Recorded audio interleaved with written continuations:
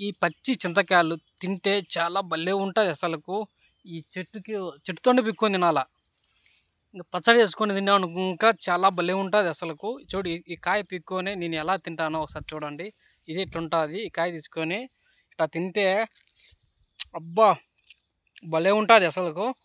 తింటే మళ్ళీ మళ్ళీ తినాలనిపిస్తుంది పచ్చి చింతకాయ. ఇంకా దీన్ని కారం ఉప్పు కలుపుకొని దంచుకొని తిన్నాను ఇంకా భలేగా ఉంటుంది అసలుకు. తింటేనే అసలుకు మళ్ళీ మళ్ళీ మర్చిపోలేం అలా ఉంటుంది. ఈ చింత చెట్టు దగ్గర అయితేనే మనం చేయగలం. బయట కొనుక్కొని తింటే అది బాగుండదు. చెట్టుతో పిక్కొని తింటే అసలుగా ఆ టేస్టే వేరు అసలుగా. భలే ఉంటుంది అసలుకు. తింటా అంటే మళ్ళీ మళ్ళీ తినాలనిపిస్తుంది. బా భలే ఉంటుంది. నాకు భలే ఇష్టం. నాకు భలే తినాలనిపిస్తుంది ఇట్లా మా తోటలోనే ఉంది చింత చెట్టు. ఆ చెట్టుతోనే నేను కోసుకొని పీక్కొని తింటాను. చాలా బాగుంటుంది.